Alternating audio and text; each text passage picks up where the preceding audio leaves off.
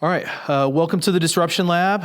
This episode is recorded in front of a live studio audience. I'm here with Pat Jordan. Pat, I want to jump straight in. I want to ask you a question. We hear a lot about the importance of STEAM education and cultural preservation, but in reality, funding is scarce, systemic barriers persist, and many communities still lack access. With everything working against progress, why do you still believe that this work is important? Storytelling is so important these days, and videographers and creatives can work across industries. Most industries these days have some sort of social media consulting and even podcast rooms in their buildings. And from a cultural standpoint, it's really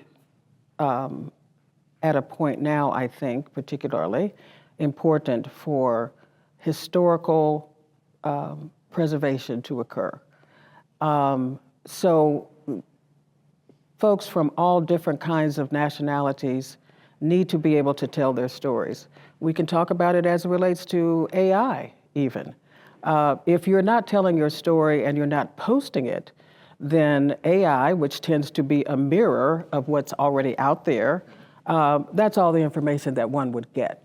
And you're leaving out a huge portion of creativity and innovation if most folks don't have access. You have three. First, let me say, I've always been impressed with the different lanes that you operate in and the different hats that you wear throughout the day. Sure. Thank you. And yeah, it inspires me to keep going and doing some of the work that I do. So thank you. I want to quickly touch on each of the three lanes that I see, and then we'll come back in and we'll go deep on some of those. So first, I want to start with iSTEAM and the work that you do. So first of all, tell us a little bit about iSTEAM and what it is and what inspired you to start that work. And how I got there. So, as you know, I spearheaded the renovation of the Gym Theater at 18th and Vine, then was asked to help with the development of what's called South Vine, 2 blocks south of 18th and Vine. Started off with one of the buildings, which is the old fire station number 11, and just began to show artwork on the first floor. And then COVID hit, and it was obvious to me, because we were no longer able to show visual art during that period of time, that we needed to pivot. And it was just really a natural evolution, because we had done some live streaming before from the fire station, but it became obvious during COVID that the internet was certainly the way to go. And so for us, it really became a natural evolution pushed by COVID for us to start this whole transition and pivot into media technology. We have always wanted to, as a part of the Gym Not-for-Profit's mission, take the arts to the community. That was part of it. So it wasn't just making sure that the building was up and running and doing all that it was supposed to do. But I've always told folks, meet people where they are. And when the internet became so popular during the COVID period, it was obvious to me that this was something that we needed to begin to capitalize on. The fact that we're at 21st and Vine, we're east of Troost, we're right down the street from Lincoln Academy and Lincoln Middle School. We're in the urban core. So we've always had an obligation. We've taken on this obligation, and we feel this obligation to share resources with and to cultivate resources and make the arts and media technology accessible. And starting there at 21st and Vine is what we're doing. Okay. I want to come back to iSTEAM, but I want to jump over, because you mentioned it, the gym Center, the Jim Cultural and Cultural Educational Center, Educational Center. not-for-profit. Yep. So talk to me about your leadership there in developing that and the work that you've done related to that. How did that evolve? How did that evolve? How did that get started? Well, for I you? was director of marketing and PR at Truman Medical Center, and I was asked to serve on the boards of Kansas City Friends of Alvin Ailey, Folly Theater, Theater League. So that was back during the period of time when diversity, equity, and inclusion was really a popular topic, especially at the board level. So I was asked to serve on these boards, which was great. I always had an interest in the arts since I was in grade school. So serving on these boards was a natural fit for me. During that period of time, I kept driving by the Gym Theater, so I talked to the executive director of the Black Economic Union, the then owners of the theater, and as we were talking, he said, "Well, why don't you take this project on?" So I thought about it for about a few minutes. I said, "Okay," not knowing, not having a clue. Yeah, sometimes that's what we do. We just jump in with both feet, not realizing what we just jumped into, right? Yeah. But it turned out to be, the project of a lifetime, even though it took 8 years. So I started on that project in 1989. We did not open until 1997. Did you think when you started it would take that long? No. I mean, I think that's somewhat of a rhetorical question, I guess. Why did it take that long to get that done? Well, because, it was and still is, quite frankly, difficult to convince folks who have resources to invest east of Troost. And at that period of time, especially because no one believed in 18th and Vine at all. And so it took a very long time to convince people that 18th and Vine was worth investing in, was worth saving, because by the time I started working on the project, there was almost no there. Right. Yeah, and so just like with a lot of development east of Troost, our central core had become abandoned. So you had to go through a process of convincing people that this really was worth doing. And that took a long time. In fact, what happened was Mayor Cleaver, committed bond funds, got the council to commit bond funds to build or rebuild the Gym Theater and the museums at 18th and Vine. So the city actually owns those buildings. That's how that occurred, because we could not get enough money from foundations to do it. Yeah, that's fascinating. So was this? This is the late '80s, early '90s time frame. Yes. When you were, and so this is, if I'm doing my math right, this is before the rise of cities like Nashville, the renaissance of their music scene. And Yes, growth of, it was before the renaissance of our downtown. Facts. Yeah, absolutely. So before people the Sprint really Center didn't believe that, that this was something worth investing in, because our downtown was still abandoned at that time. And so was it the lack of belief in the area? Was it the lack of understanding of how music is such and the arts is such a catalyst for economic development? I think we still struggle with that, right? I checked off all those boxes. I Sure. said, well, what is it? Is it this? Is it this? Is it this? And part of it, unfortunately, was racial disparity. Yep. It's just the east of Troost. It's just that redlining. I totally believe that. And I hate saying that, but once again, I checked off all the boxes. And I said, and then finally, it's not this, it's not this, it's not this. It's not because it's not a good idea. It's not because jazz is, we don't understand that jazz, that Kansas City played an important role. It wasn't any of that. No. Yeah. So now I want to touch on the third. I want to come back to each one of these because there's a thread that goes through all of your work that I find impressive as well. But the work that you're doing right now in affordable housing and with the Community Cares KC, the Housing Advocacy Coalition, how did that come about? I mean, I know you've been doing urban development, for a long time. Maybe walk us through your history as a developer. Yeah, so my first development was actually building my own house at 19th and Cleveland, just 5 blocks east of 18th and Vine, 5 minutes rather, east of 18th and Vine. And I did that for a number of reasons. I believed at that time that what most people did not was that the urban core was worth investing in. And I also was asked to serve as a commissioner for the Missouri Housing Development Commission. So that gave me an insight into developers and low-income housing tax credits. And as I was reviewing and approving developers' proposals, I noticed that no one was there that looked like me. And I said, well, we need to do something about that. And then I was asked to take on the Gym Theater project. And so what I came to understand was that taking on the Gym Theater project was mostly about real estate, right. and not about what I really wanted to, see evolve, which was the arts that came after the building. So so there was that, and once I completed that project and it was up and running, then people began to ask me to assist them with their projects in the urban core, because they watched me do what they considered was impossible. And in fact, a friend of mine came to me one day and he apologized to me. And I said, why are you apologizing? He said, because I told everybody you were crazy for taking on the Gym Theater project and it was never going to happen.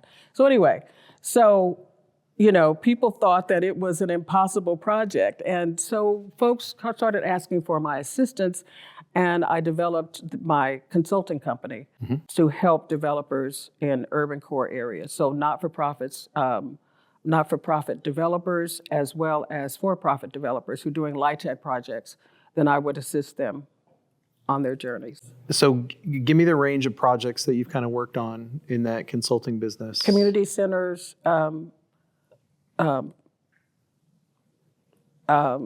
low-income housing tax credit projects, mainly senior housing. Was president of the board of the Townhouse CDC that rehabilitated the old Townhouse Hotel, which is 126 units of senior housing. And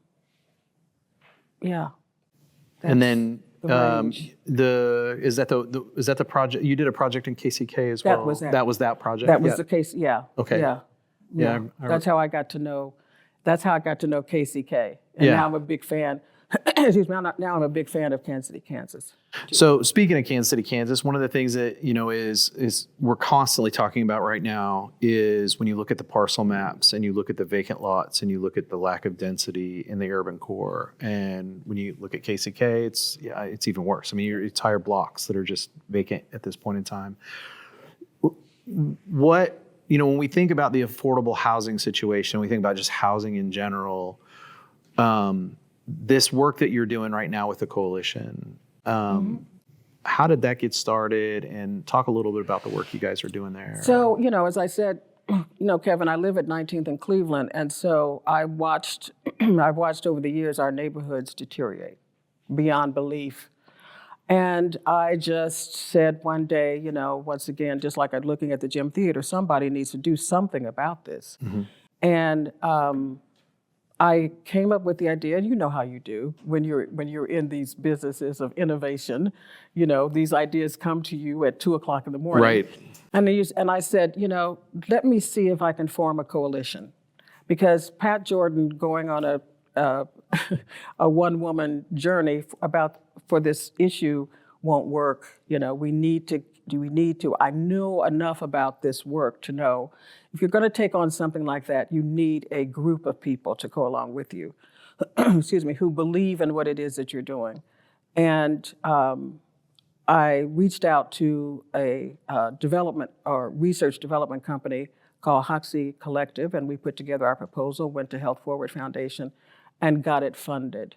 And then invited organizations, heads of organizations who are in this space, and they came to the first meeting. I didn't know if they were all going to come or not, and they all came, because there is a definite understanding of the fact that we're in a crisis situation. Sure. But no one wants to really acknowledge it. We're lacking 53,000 affordable housing units in the Kansas City area.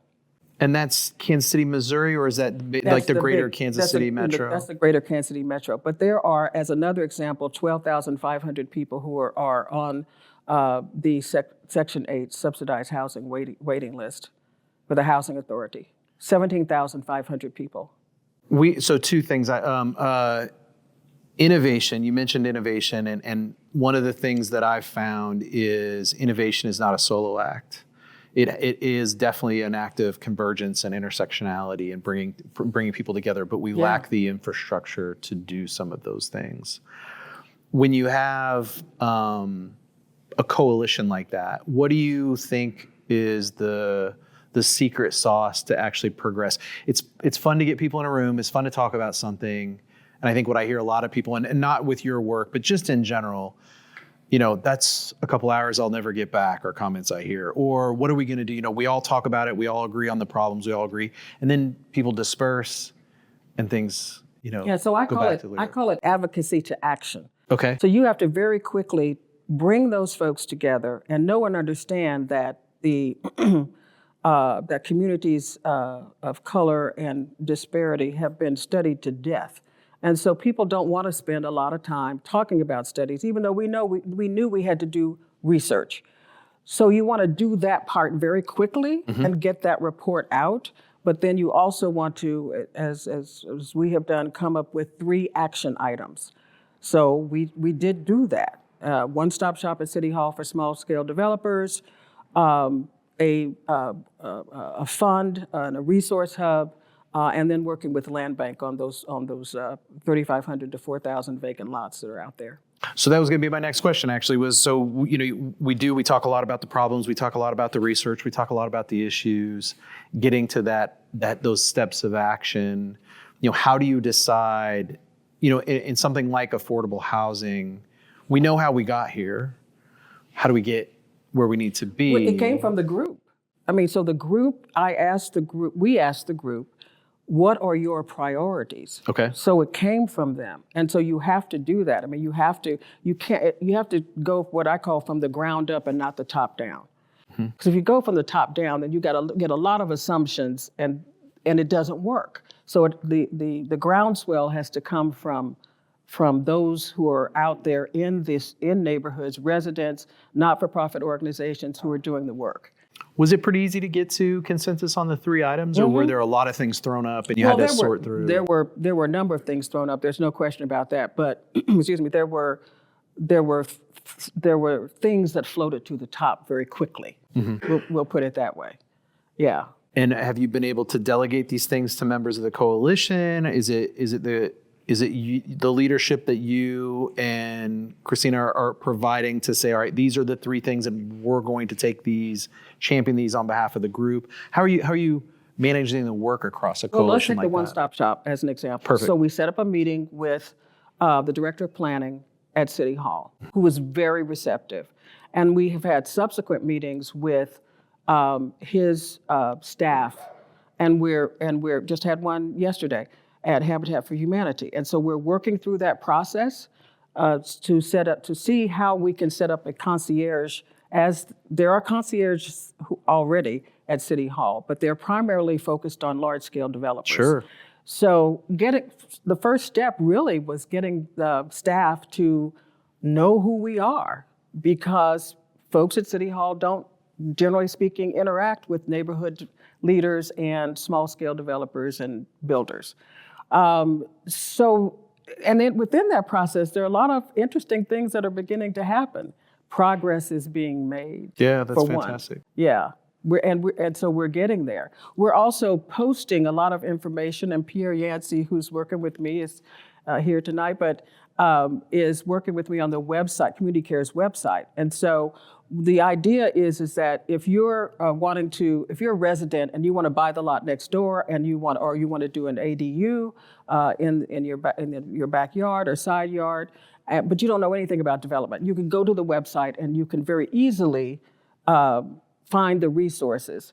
We also want to develop a system at City Hall where you could call City Hall and we don't know if we can get you to a person right away, but we can get you to a form, which will get you to a person. Yeah. And they'll be able to help you through the process. So that's what we're wanting to change the culture at City Hall from what it has been to become more customer friendly. Yeah. And I think it's really working. Do you think the coalition is now being presented as a large client to them? Like from the optics in City Hall is we have major developers, we know who they are, we know the projects that they're talking about. Your point about incremental development, small developers, it's a one-to-many for them, right? But this coalition now presents itself as a large developer. Yeah, with amazing potential. So that's what we're looking at in our urban core areas, just like you're looking at small businesses. I mean, it's the same thing. Small businesses together are one of the largest employers in the United States. Right. So the same thing as it relates to these vacant lots. If you were to populate these vacant lots, your tax base grows. I mean, stable neighborhoods are stabilized. Crime goes down. Education levels rise. So it makes all the sense in the world. No one wants to tackle the problem, though. Why do you think that is? Well, because it's too big? Yeah, people think it's too big. Yeah. Yeah. So, how do you eat an elephant? One bite at a time. One bite at a time. Yeah. So you have to coalesce a group of people who, first of all, I think believe in what you're doing, and then you have to really work with everyone to keep them on board, to keep them engaged. And I think part of that is setting goals that are attainable and then gradually getting to where you want to go. What's your greatest hope from the coalition? That there will be a fund set up outside of government that is privately funded for small-scale developers. That would be the ultimate. That we fix land bank so that it's easier to get properties, vacant lots, and that we have an easier process to go through at City Hall. Sure. What's your greatest fear about the coalition right now? Actually, I don't have any fears. I really Do you have any fears though, at all, ever? Do I? Oh well, yeah, of course. Okay. You wake up some mornings at 3:00 in the morning. You say, "Is this too much?" Yeah. But then right away you're like, So yeah, I think we all go through that. Yeah. Too late. Already chose the path. You can't do anything. Can't do anything about that now. So the thread I want to pull through here. Now, you and I have had a lot of conversations about the schools and the vacant schools, and I know there was some work you were doing to try to work on one of those. This idea of education and its importance in the community, and if you're going to populate homes, if you're going to populate housing, that then leads to some issues or some opportunities in the education system. Talk to me a little bit about how you see the relationship between the work you're doing in iSTEAM and the work you're doing with the Housing Coalition. I think that to me, the internet is real estate. I mean, I look at all of it as through those lens, and it's all worth mining, if you will. Yeah. I think part of that comes from the way it is that I look at the world, which is sometimes very difficult for me to. I think the world thinks in a linear fashion. Mm-hmm. And I think I culturally sometimes speak like this. Mm-hmm. And so it's difficult to explain, but all of they're all interconnected, I think.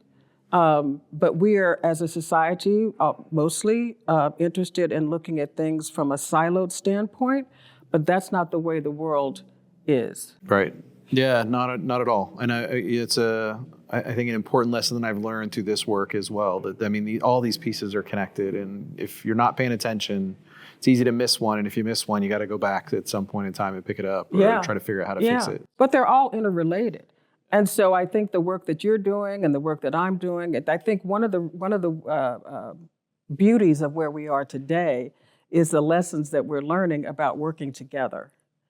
That it is even more important today than ever before. Yes. True, definitely. STEM was the big focus for a long time. And it, over the last, 5 to 10 years, we've started to hear this STEAM conversation. Help me understand from your perspective how you see the relationship and why it's important to interject arts into that STEM conversation for the youth and for the educational system. Why is it important? Well, I just started reading some information about how the arts and healing and how important the arts are becoming as it relates to health and happiness. And so, when we start talking about technology, I think we have to look at it from that standpoint, that how can we use technology for the good and not just to profit? I think the more it is we look at it from that standpoint, the better off the world is going to be. I found it fascinating that when you look at AI and some of the early advancements that we've seen in terms of tools or AI agents and some of the things that are out there, a lot of creative work is starting to be replaced or augmented by AI. Is that a concern to you? Or do you see the opportunity there for creatives and for the folks in the arts? It's a concern for me because as our good friend Tammy Buckner from We Code KC will talk about, the importance of diversity being a part of STEM and tech. When you talk about creativity, you've got to be open to all ideas or a lot of different kinds of ideas. And once again, it's the human element that is most important in all of this. Right. Yeah. That's where ideas and creativity lie, is in human beings. Without a doubt, one of my greatest frustrations, I've talked about it here before, one of my greatest frustrations is that we keep talking about diversity as a social issue and not as an innovation or an economic or even the relationship of diversity in our capital markets and in our economic climate. No question about it. If there could be some young man or female out there who could discover the next cure for X. But if that person is not a part of the general conversation for whatever reason, right, then what are we missing out on? Right. And it's those opportunities to even understand lived experiences or even understand those different perspectives that help drive us to these answers. Yeah. So that's all we're talking about. We're not really talking about color. We're talking about or race. We're really talking about the ability to be open so that all of society has an opportunity to feed into the answers for tomorrow. That's what we're talking about. So when you and I met and we started this, Keystone was in its very early stages. Yeah. Still feels like it is, but, we're making progress. One of the things that I heard most frequently was the sensitivity to keeping the culture of the area, keeping the culture of the communities and the surrounding neighborhoods. And so that's, I think, the thread that I feel, when I look at the bodies of work that you're doing, the education feeds into the housing piece and feeds into the community, but then the cultural preservation piece feeds into it as well. How concerned are you, Kansas City in general, work on Beacon Hill, the work in different areas that have been developed and are starting to get investment and grow and so on? How concerned are you about cultural preservation right now as it relates to some of the things that are happening in the city? Do you feel like it's going well and there's good eyes on it and people are conscious of that, or do you? I think it's going as well as could be expected. But I tell you what, it's another reason why I'm involved in media technology, because I think that through media technology, we can preserve culture. And so, let's tell those stories, right? Let's make sure that, once again, a lot of folk have access so that those stories and those cultures can be preserved. Pat, when I say the word innovation, what's that mean to you? Well, feeling free enough to do what your heart feels, using your intuition, Okay. and being able to act on what you are feeling intuitively without fear. Yeah. And then when I throw a word like disruption at you, what is disruption? What do you think of when you think of disruption? Inevitable. Okay. Yeah, that's what I think. Inevitable. Say But more. always in a positive way. That's the way I think of it. Okay. There can be, as we well know, there can be negative disruption as well, but then there's always positive that comes after that even. There are lessons to be learned out of that even. So yeah, I am the original Pollyanna. Fair. What is the, you talk about lessons to be learned. Tell me some of the key lessons in your, some of those pivot points for you and things that you've learned throughout your career that have been most instrumental in kind of the work you're doing today. Patience. It's the hardest thing for me because I want to move quickly. I feel that we need to move quickly. And then I forget that you have to stop, and first of all, you have to have balance in your life. You and I've talked about that. So you got to give yourself a break. So that's probably one of the hardest things for me because I'm so driven, and I have to say, okay, in order for you to be you have to be healthy in order to be able to carry out your mission. So that's probably the hardest thing for me.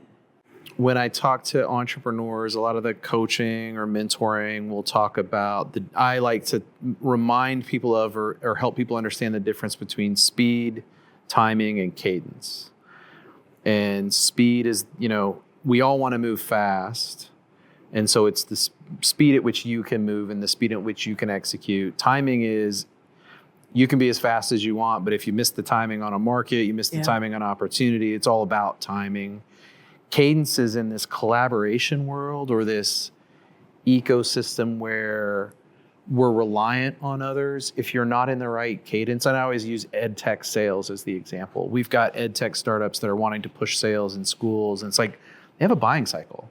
There's only a certain time of year where they're going to even think about buying something. So you have to match their cadence. Okay, yeah. And so when I think about, thanks, Zeke. When I think about what you just said about patience, is it one or the other of those that you think of when you're thinking about patience? I mean, we always talk about projects are going to take a lot longer than you originally think they will. I don't think about cadence at all. I think because I know and realize that in Kansas City in particular, like in the Midwest, I think you really do have to push because we as a culture don't, we're not New York, we're not, but we have to push at that rate though. So I don't think about cadence in that respect. What is it about so this comes up a lot, this Midwestern culture. What is it about the Midwest culture that you think requires that? We're less frank, It takes a long time to peel back the layers until you get to what you really want to get to. Yeah.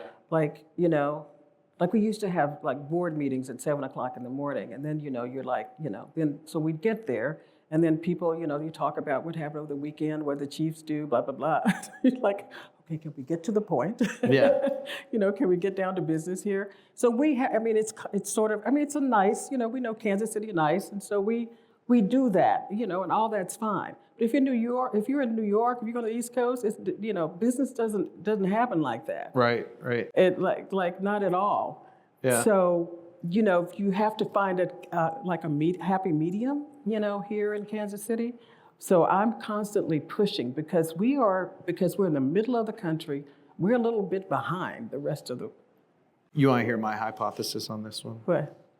I think we treat business as a social activity, and so we're afraid to tip over the social aspect. And I used to have to explain to my team, I don't come to work to make friends. I come to work, to do business, to get things done. Now I can make friends through work, and I can have relationships that I've developed through work.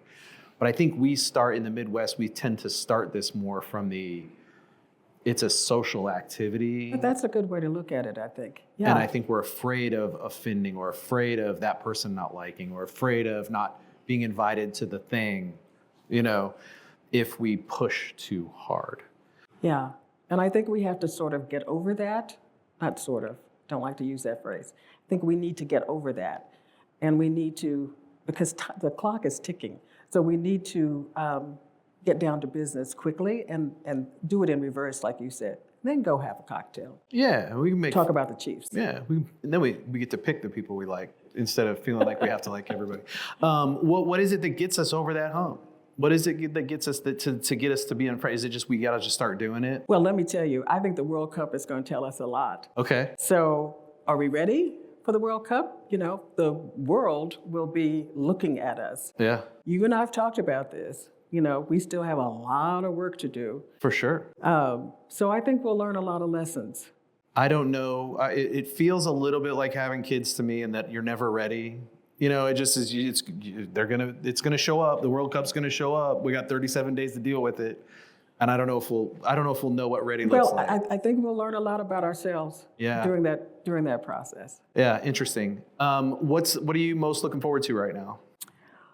What am I most looking forward to?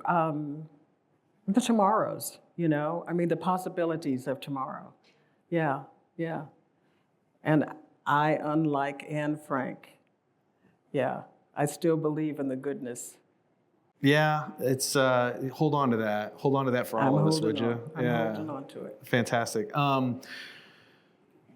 I think I know the answer because I think you said it earlier, but I'm going to ask anyway. What's the most ridiculous thing that you've ever conceived of that people laughed at that ended up being successful? Well, the gym theater, of all of all things, because unbeknownst to me, but what the then Mayor Cleaver said on stage that night, there were 1,000 naysayers. Yeah. Yeah. What do you see as the future? What do you want to see as the future of 18th and Vine? And what do you think the next step in the progression of 18th and Vine is?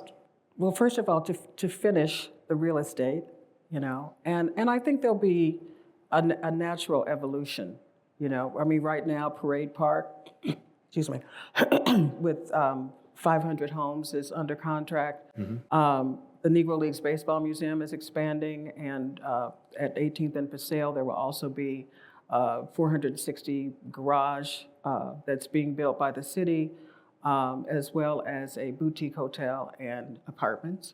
So it's getting there, I think the core is getting there. I think East, this facility, others are coming. It's just going to take a little bit more time, I think, but I think it's going to be okay. How important this is always a heated conversation in some rooms, how important do you think the connectivity of 18th and Vine to the rest of the city is? I think it's really important. Now, if you ask me what concerns me, it's transportation. Okay. I still think, we don't have that solved, in Kansas City. I think we're behind once again. We need transportation methodologies between cultural institutions, and we have to work on that. Can we cure ourselves of being a car culture? No. So we are one of the largest cities geographically in the United States. Sure. So we've got a plus, because people from the East Coast, they're like, they don't understand. I said, we don't build up because we have too much land. Yeah. So we build out, and that's what you get. You get cars. And I think that's when you look at the spirit behind incremental development and some of the work that, strong towns and others have been leading, is the idea of infill development gets us to a sustainable infrastructure, whereas if we keep building out, there's no way it's going to continue to be a challenge, I think, for us. Yeah. What do you think when you talk about transportation for an area like 18th and Vine? What do you think, in your opinion, what's a potential answer? What do you think we should be looking at? Is it east-west streetcars? Is it? I think it's a shuttle. I think a streetcar would be too expensive. Okay. But I think a shuttle is a natural answer for us, and I'm hoping we'll have that during the World Cup. Like point-to-point shuttle services and things along those lines. Yeah. Yeah, it's a great test opportunity for us to see how they work at scale right away. So yeah. The work that you're doing with iSTEAM, what's the next evolution of that? What's next for what you're doing there? To build out the studio so that we will be able to do things that are similar to what you're doing here. We want to be able to live stream as well.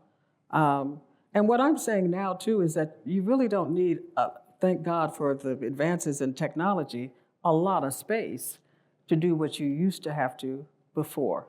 Sure. Yeah, so. One of the projects that you and I worked on, we didn't see it come to fruition, was the opportunity to provide infrastructure for filmmaking in Kansas City. Talk to me a little bit about your perspective on the industry here in Kansas City and what we have or what we might be missing from an infrastructure perspective. Well, thank goodness we got finally the state film tax credit passed, and that's is going to do wonders, I think, for the film industry here in Kansas City and the state of Missouri. What we still lack is a production facility that could perhaps rival Atlanta or even Chicago, probably. So that still is a challenge for us, to have that kind of facility where a production company could come and film a series inside of that. And that's what you and I had talked about before. And so, again, it from an investment standpoint, it would take, someone or someones who believe in the growth of the film industry in Kansas City to back that kind of venture. Is that I want to push back on that a little bit. It feels like that pencils out, though. When we always talk about getting investment, especially if it's on the foundation side or philanthropy, like that's a very different conversation than if you can go to an investor and say, hey, you can get your money back. Like, this is an investable project. It feels to me like that kind of infrastructure pencils out. And is it just that people don't believe it can happen here in Kansas City? And let me give you the context for the question. I went to Oklahoma City not too long ago, and they took their old convention center, and a private investor turned the old convention center into a massive film studio. And now look at the films that are pumping out of Oklahoma City. You've got, I off the top of my head can't list them, but there have been a variety of films that have just been pumping out of, it's 1 million people less than us. And it's certainly not known as a cultural center. Well, whoever that investor was a smart investor and very progressive. So you have to find that smart investor who's very progressive to do the same thing here in Kansas City. We have the talent. There's no question about that. We have the incentives now. Yeah, and there are people who are meeting people frequently who are moving to Kansas City out of LA and New York. Cost of living is horrible. And they understand that the cost of living and the creative talent that we have here, those two things, they're moving back to Kansas City or they're moving to Kansas City because of that. So it's not lack of talent here, no. But it's the lack of, once again, you don't want to use the word risk, but the investor who is willing to take that risk, that's what we lack.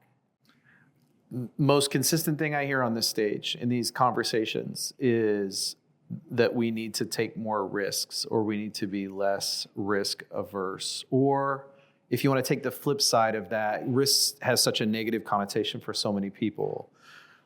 Let's make bigger bets then. Yes. Like let's think bigger about where we're headed and where we want to go. Do you see the opportunity for us to do that in the conversations that you're having? Oh, definitely. I think that the appetite is there. It's just simply mining the field. Like, how do we find those individuals and establish relationships with them? Yeah, get to know them, find out who they are, get to know them, and establish relationships with them, because this is a relationship building kind of city, right? I mean, it's who you know. Yeah. And then who you know well. Yeah, right. And yeah. Biggest bet you would be willing to make in your 3 lanes that we've covered, or in some of the things that we're talking about, biggest bet that you think could be had here? Biggest investment that you'd like to see a private investor double down on in terms of the things that you're working on? The small scale development fund. The housing work and the small scale development. Yeah. And that is less about a philanthropic investment. Do you think is that an opportunity for those things to? We're building out the model now.